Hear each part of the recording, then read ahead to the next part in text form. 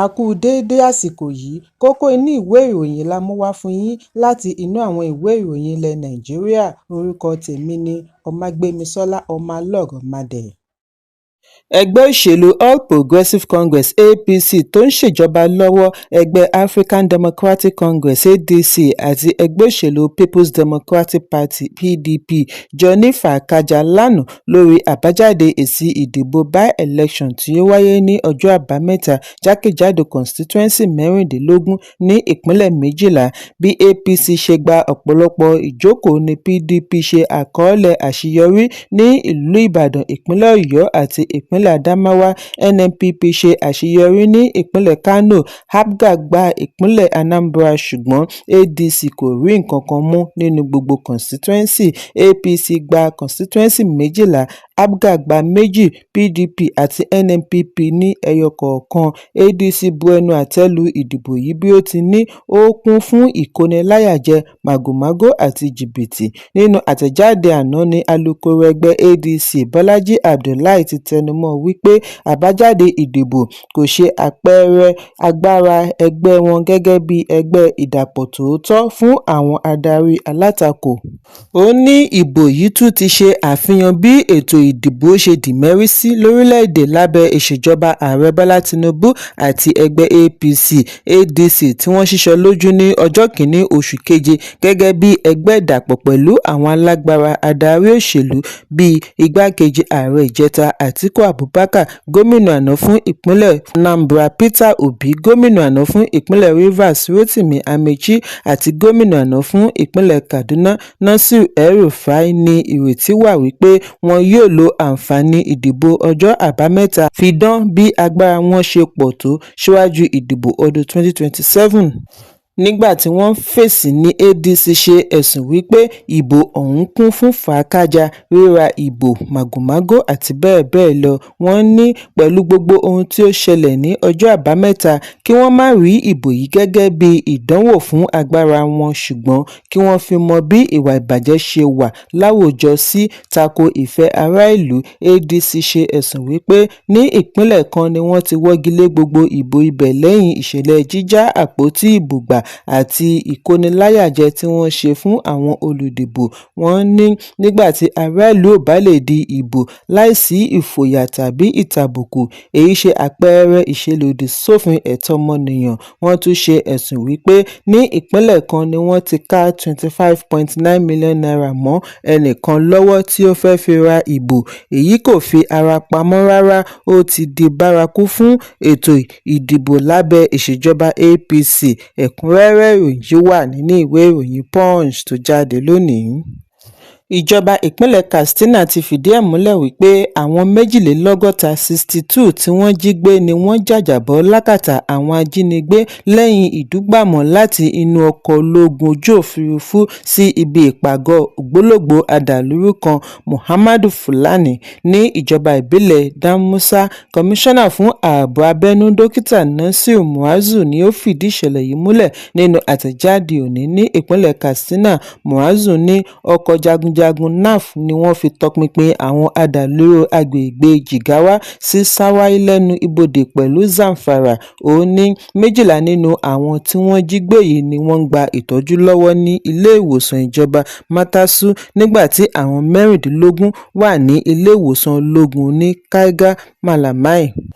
Ìkọlù iléeṣẹ́ ológun ojú òfurufú ní ìrọ̀lẹ́ ọjọ́ Àbámẹ́ta ni ó mú àwọn adàlúrú fi ilé agbára wọn sílẹ̀, tí ó fún àwọn tí ó wà nínú ìgbèkùn láǹfààní àti ríbi gba ìyọ̀ǹda. Níbi ìfọ̀rọ̀wánilẹ́nuwò ni àwọn tí orí kó yọ yìí ti fìdí ẹ̀ múlẹ̀ wípé ìkọlù ológun ni ó lé àwọn adàlúrú sá tí àwọn fi ríbi gba ìdáǹdè. Wọ́n ní àwọn bíi 62 ni ó ríbi sá tí wọ́n gba ọ̀nà ọ̀tọ̀ọ̀tọ̀.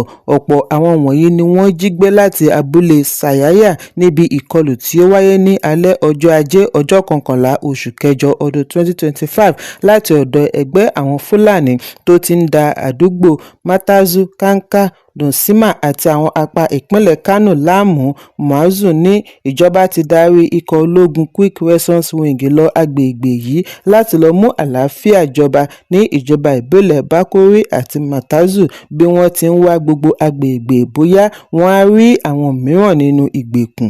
Ẹ̀kúnrẹ́rẹ́ ìròyìn wà nínú ìwé ìròyìn Vanguard tó jáde lónìí. Àjọ United Nations Educational, Scientific and Cultural Organization UNESCO ti ṣe ìdánimọ̀ ọdún Ṣàngó gẹ́gẹ́ bí àṣà àjogúnbá. Mínísítà fún àṣà àti ìgbafẹ́ Hannatu Musawa ni ó ṣe àgbékalẹ̀ ìwé-ẹ̀rí láti UNESCO fún Aláàfin ìlú Ọ̀yọ́ Ọba Abímbọ́lá Ọ̀wọ́adé Kínní. Iléeṣẹ́ ìròyìn NAN jábọ̀ wípé àgbékalẹ̀ yìí wáyé níbi ìparí ayẹyẹ ọdún Ṣàngó fún ti ọdún 2025 tí ó wáyé ní ìpínlẹ̀ Ọ̀yọ́ lópin ọ̀sẹ̀. Musawa ṣe àpèjúwe àṣeyọrí yìí ní àṣeyọrí ńlá tí ó fìtàn balẹ̀. Ó ní èyí ṣe àpẹẹrẹ ìgbìyànjú mínísítírì wọn láti dáàbò bo àṣà orílẹ̀-èdè tó kún fọ́fọ́ àti ìgbélárugẹ àjọṣepọ̀ pẹ̀lú àjọ ilẹ̀ òkèèrè fún àjọṣepọ̀ ọjọ́ pípẹ́. Mínísítà gbóríyìn fún àjọṣepọ̀ iléeṣẹ́ ìjọba àti ìlú Ọ̀yọ́ bí ó ti fìdí ẹ̀ múlẹ̀ wípé ìdánimọ̀ yìí lọ pẹ̀lú àfojúsùn ìjọba àpapọ̀ láti ṣe ìgbélárugẹ àṣà, ìgbanisíṣẹ́ àti ìrónilágbára. Nígbà tí ó ń fèsì, Aláàfin ìlú Ọ̀yọ́ fi ìmoore rẹ̀ hàn sí Ààrẹ Bọ́lá Tinubu àti iléeṣẹ́ ìjọba fún àtúnṣe ìlérí wọn láti mú àṣà túbọ̀ gbòòrò sí i tí ó mú kí ìdánimọ̀ yìí ṣeé ṣe.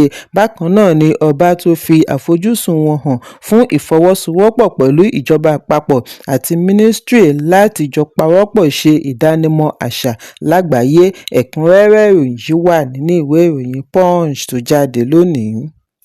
Omidan Comfort Emansin tí ó nífàákájà pẹ̀lú iléeṣẹ́ ọkọ̀ òfurufú Ibom ti ṣàlàyé tẹnu rẹ̀ lórí ìṣẹ̀lẹ̀ inú ọkọ̀ òfurufú.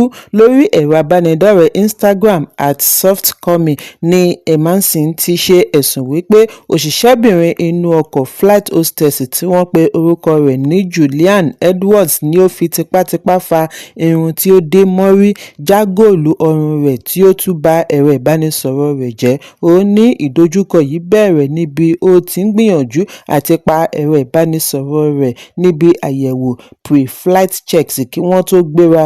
Èyí ló yọrí sí ìjàkadì nígbà tí wọ́n balẹ̀ sí ìpínlẹ̀ Èkó. Emansin ṣe àlàyé bí òṣìṣẹ́ inú ọkọ̀ yìí ṣe kàn án lábùkù tó ń pè é ní onínàbì. Ó tún dínà mọ́ láti má rí ààyè sọ̀kalẹ̀. Lẹ́yìn èyí ni ó ṣe ìkọlù sí i tí ó fún un ní àpalára.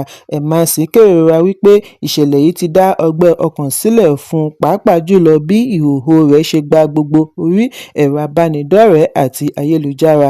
Ó ní òun kọ́kọ́ dúpẹ́ lọ́wọ́ gbogbo àwọn tí ó dúró tì í, tí wọ́n jà fún un nítorí nígbà tí òun jáde lẹ́wọ̀n tí òun rí gbogbo ìfẹ́ tí wọ́n fi hàn sí i, ó jẹ́ ìyàlẹ́nu ńlá fún èèyàn lásán-làsàn bíi tirẹ̀. Kí Ọlọ́run bùkún fún gbogbo wọn. Emansin ṣàlàyé wípé ní ọjọ́ 10 oṣù kẹjọ tí òun wọ ọkọ̀ òfurufú láti Uyo sí Èkó ni arábìnrin Juliana yìí wá bá a wípé kí òun pa ẹ̀rọ ìbánisọ̀rọ̀. Òun sì wí fún un wípé ẹ̀rọ ìbánisọ̀rọ̀ yìí kò ṣiṣẹ́, bọ́tìnì rẹ̀ kò ṣiṣẹ́. Ẹ̀rọ ìbánisọ̀rọ̀ méjì ni ó kó dání. Lẹ́yìn èyí ni ọ̀gbẹ́ni kan tí ó jókòó tì í lẹ́gbẹ̀ẹ́ bá a pa ẹ̀rọ ìbánisọ̀rọ̀ yìí. Ó ní bí ó ṣe ń sọ̀rọ̀ bí ìgbà tí òun kò fẹ́ pa ẹ̀rọ ìbánisọ̀rọ̀ lòun bá ní kí ó kúkú gbà bá a pa á ló bá kọ̀ bí ó ti ní àwọn ọmọ ìsìn ṣá. Emansin ní kí obìnrin yìí tó lọ ni ó sọ fún òun wípé òun á rí i, ṣùgbọ́n òun kò ka ọ̀rọ̀ rẹ̀ kún níwọ̀nba ìgbà tí òun ti rọ́nà pa ẹ̀rọ ìbánisọ̀rọ̀ méjèèjì. Nígbà tí wọ́n balẹ̀ sí Èkó, ó ní òun kọ́kọ́ lọ ṣẹ̀yọ́. Nígbà tí ó máa fi padà dé láti gbé báàgì rẹ̀ ni òṣìṣẹ́ inú ọkọ̀ yìí dí ojú náà mọ́ ọ láti má kọjá. Gbogbo èrò ti sọ̀kalẹ̀, obìnrin yìí kọ̀ àti kúrò lọ́nà fún àti kọjá. Bẹ́ẹ̀ ló ń wò ó pẹ̀lú ojú burúkú. Ìgbà yìí ni ó mú ẹ̀rọ ìbánisọ̀rọ̀ rẹ̀ síta láti ṣe àkàálẹ̀ fídíò kí aráyé lè rí bí ó ti dínà mọ́. Bí ó ti ṣe àkíyèsí wípé òun ṣe àkàálẹ̀ ìṣẹ̀lẹ̀ yìí ni ó tì í wọ inú ọkọ̀, fa irun orí rẹ̀ àti góòlù tí ó wọ̀, ya aṣọ mọ́ lára. Gbogbo èyí ló mú òun náà gbá lójú. Kí òun tó mọ ohun tó ń ṣẹlẹ̀, gbogbo àwọn òṣìṣẹ́ ọkùnrin pápákọ̀ ti dé bẹ̀rẹ̀ bẹ̀rẹ̀ sí wọ́ ọ bọ́lẹ̀. Níbẹ̀ ni wọ́n ti já abẹ́rẹ́ tí ó mú aṣọ rẹ̀ dání tí wọ́n fi tú ìhòòhò rẹ̀ fáráyé rí láì rí ẹnìkankan ràn lọ́wọ́.